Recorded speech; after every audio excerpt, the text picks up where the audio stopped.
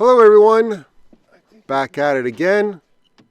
This time I'm in my tin rig and we're doing something a little different today. We've had some, unusually mild winter weather. And normally I'd be on the ice by now. And around me that's just not a possibility. I'd have to drive at least a couple hours north to get to the ice. But around me, it's all open water for the most part, at least on the big lakes. Some of the smaller ponds have skim ice around the edges. But I thought I would rig up my tin rig for ice fishing from a boat. So I got my fish finder. I'll show you that in a minute.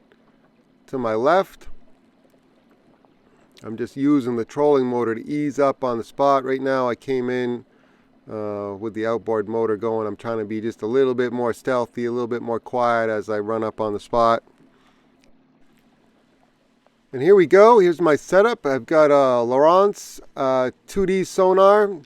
It's a color sonar, so that helps a little bit distinguishing fish from the bottom. And I've got an ice rod that I built myself, a little ultralight reel with I think it's 3-pound Fireline crystal ice and a 4-pound liter of, what is it? It's Suffix Ice Magic. And if I was ice fishing, I'd probably fish a 1/10 ounce Castmaster. But from a boat, even though it looks perfectly flat, there's just a little bit of a breeze and I'm drifting. So I'm fishing a 1/8 ounce Castmaster with a single hook on the back. It's actually a Swedish pimple hook. And I tip it with a little piece of worm, a real trout worm or red worm, sometimes they're called. And that's what I'm fishing for. Perch. I'd like them to be a little bit bigger than that. But that is the target species. So I'm ice fishing from a boat because I don't have ice. This is about as close as I can get to ice fishing from ice, just in a boat. So basically I'm keeping one eye on that fish finder. If I don't see any fish on the screen, I tend to be more aggressive with the spoon. I try to call them in and then as the fish come into the bait, get closer to it, I slow down and I do more like shaking of it or pausing. Like right there, I'm pausing. I'm giving the fish a chance to eat it, really. And what you want to see is that right there. I zoomed in. It looks like spaghetti on the screen, and those are all perch. And they came up to get that Castmaster. Generally, the perch will be pretty close to the bottom, but they will come up off the bottom to chase something. And when I'm doing this, I try to get into water 28 feet or less. So I think this is about 26 feet. And the fish release better in shallower water, and 28 feet seems to be about the magic number where they release well. You can still fish in deep water for crappie and perch, but I just plan on keeping what I catch, and then when I've caught my limit or caught enough, I just quit fishing. But these fish all release well, and they're not huge fish, and I'm not keeping any today. But these kind of small, medium, average sized perch, they're perfectly good for the table. The smaller ones tend to have, less chemicals in them or mercury. There's just less time for those kind of things to accumulate in the fish. PFAS, all that stuff. That's not really great for you. But, I eat a lot of fish. I just try to do it in moderation. What really might like these fish is my cat, but I'm not getting any, not keeping any for him today. But it's kind of nice. It's relaxing. Fishing's pretty good. I'm catching perch one after another here. The other thing I'm doing is I'm testing out my gear because I haven't fished it in a while, and I noticed that the anti-reverse on that, it's an Okuma Cedros reel, the anti-reverse isn't always working. And I kind of backlashed there when I set the hook on that last fish, and I didn't get him. And that's because the anti-reverse slipped and the reel started, spinning around backwards. And it wasn't like that lever was flipped. The anti-reverse inside the reel was either sticking or failing. So when I get home, I will take that reel apart and see if I can lube it up and get that anti-reverse working the way it should, or if it's broken, I'll just set that reel to the side. It was working sometimes, but it was not working like it should. So just kind of kicking the tires, making sure everything works. It would be nice to test out my drill auger, make sure that's all working, but that's not going to work too well in open water. But everything else I can sort of get the feel of. If we had ice, these perch would be very cooperative underneath the ice.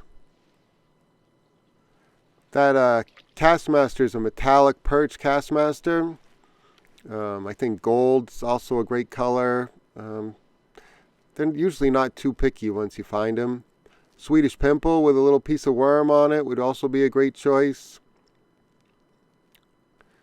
Either one is great. I think I've probably caught more on a Castmaster, but it's kind of personal preference. The Swedish pimple falls a little better in deeper water, but you can fish a Castmaster in pretty deep water too.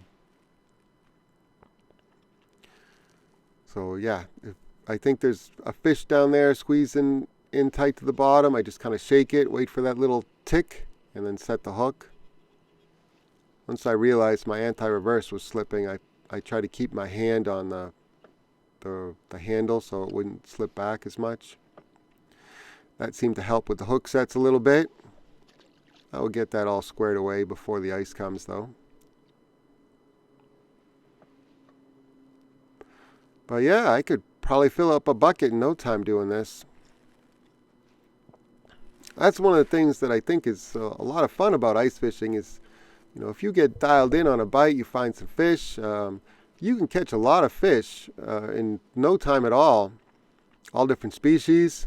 These happen to be all yellow perch, but yeah, for the middle of winter, beats the heck out of sitting on the couch, and it's a lot of fun. You can have a nice meal out of it. And I'm not sitting in one spot here. I know it doesn't look like it, but I'm drifting, and I'm catching perch pretty much the whole drift. That ice rod that I built is it's actually a glass rod. It's a 34-inch Sportsman's Direct Extreme Taper glass rod, and it's awesome. It's got enough backbone, but it's very soft. I end up losing very few fish with the glass rod. It just kind of folds up and keeps those fish pinned. I like the length of it. It works great from the boat, but it also is great fishing outside. If you're not in a shack, that extra length is nice if you're hole hopping. And it's plenty sensitive for perch. It's great for spoon fishing.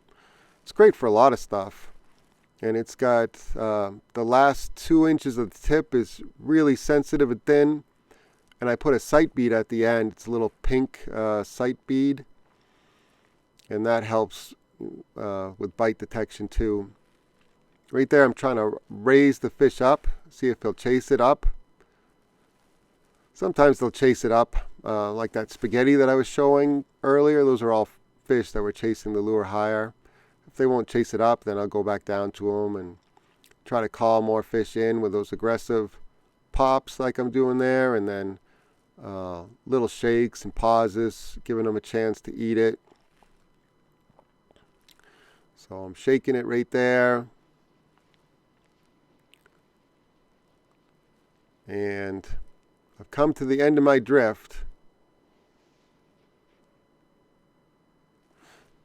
I could go back up and do this all over again, but it's getting kind of late. I've already been out here a while. I was shooting a different video at top 6 baits of 2023, and so this was just kind of the tail end of the day. Thought I'd have a little fun jigging up perch while I was out here. But it's time to hang up the lure and head back in. That 16-foot Fisher with a little 10 horsepower motor on the back, it absolutely flies. It's a light boat, and previous owner, his name was Tom, a fishing friend of mine. He completely redid it to make it like a bass boat instead of just a regular John boat, like a plain tin boat. So it's all metal work, and with the metal versus wood or something like that, it's super light. So the lightness of the boat is maintained, but the fishability is just, it's a lot like a bass boat. I mean, you can fish two guys comfortably in it, and maybe 2 little kids in the middle there, and not feel like you're on top of each other. So for me, it's plenty of space, and compared to the crawdad or kayak that I have, absolutely flies. Can cover a lot of water pretty fast. And this time of year, nobody's at the boat ramps except me, so it's easy in and out. Parking's no problem. It's just nice.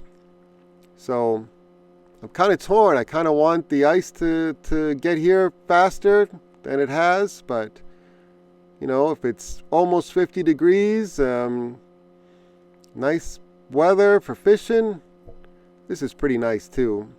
All right, thank you everyone for watching. I'll catch you on the next one. See ya!